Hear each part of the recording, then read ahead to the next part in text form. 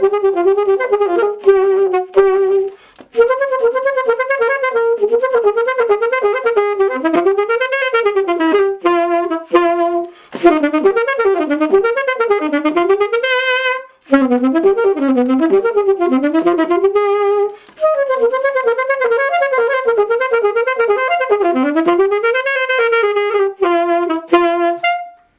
there, my name is Baron Stevens, and I'm a saxophone and clarinet instructor.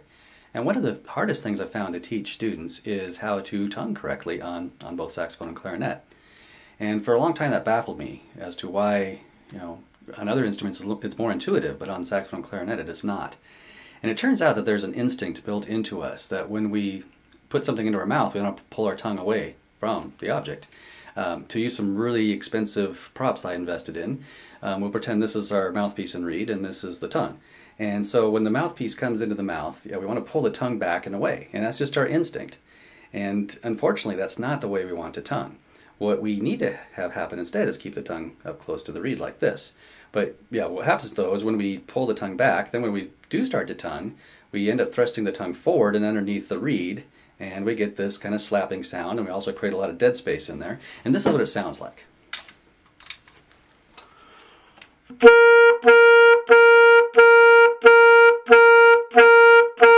I'm going to turn to the side and just watch right here while I do it now.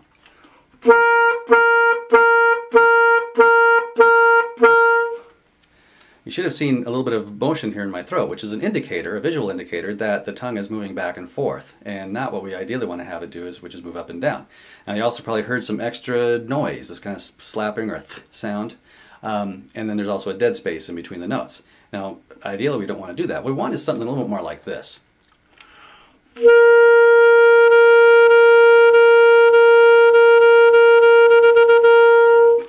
Where there's no dead space in between, and we're not getting the extra movement or anything like that. And of course, going back to my expensive props here, what we're trying to do is have the tongue position itself just here barely below the reed, and then it kind of moves up and down and barely tickles the very, very tip of the reed. And here in a second I'll show you some graphics that demonstrate what this looks like in a waveform.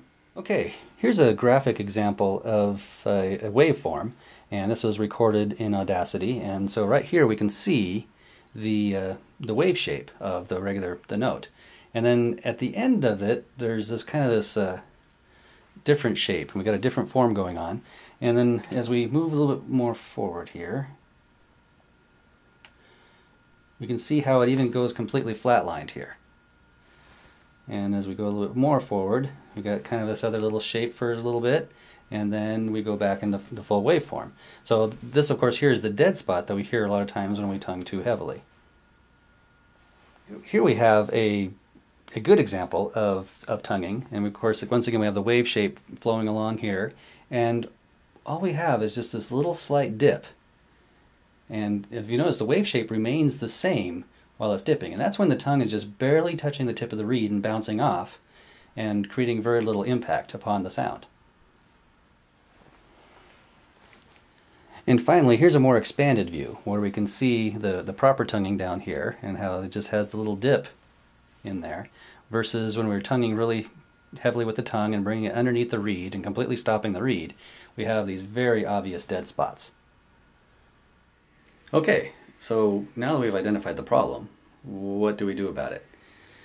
Well, one of the first things I have students do when they're working on this is to do this little experiment that I call the tongue tickle.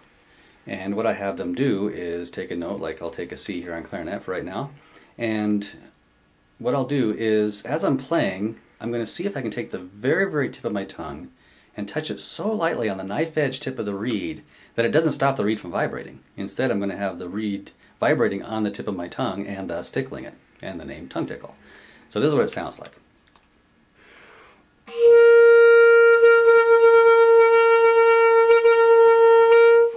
So it kind of muffles it a little bit, and I end up with this kind of funny feeling on the end of my tongue. Well, what usually happens when I have students do this is they get something a little bit more like this.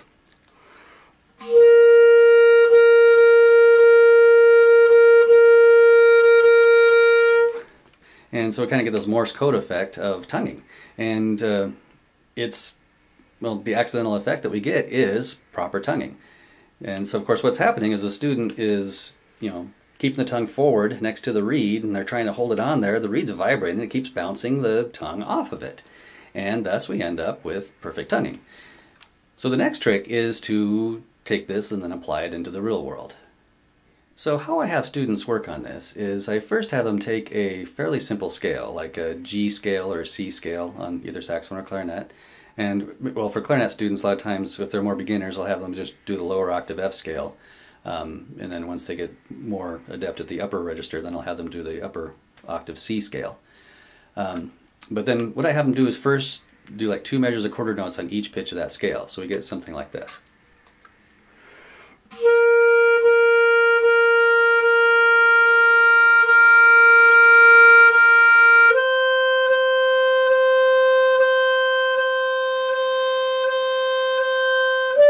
Etc.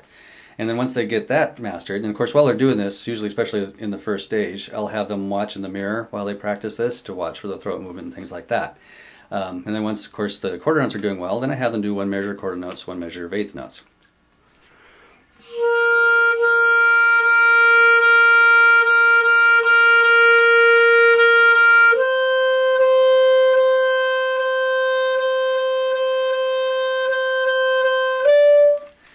And once that's going well, then I have them either do 2 measures of eighth notes, or I might have them just do 1 measure of eighth notes, 1 measure 16ths.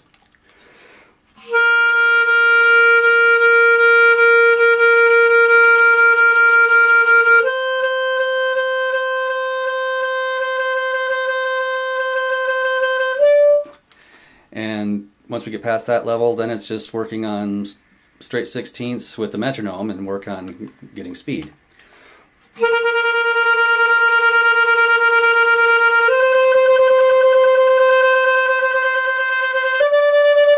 Etc. Of course, you don't want to worry about speed right away, because at first you want to focus on making sure the movement is correct, so that we're not getting the extra sound, not getting the extra stoppage, and we're keeping the tongue as light and delicate on the tip of the reed as possible.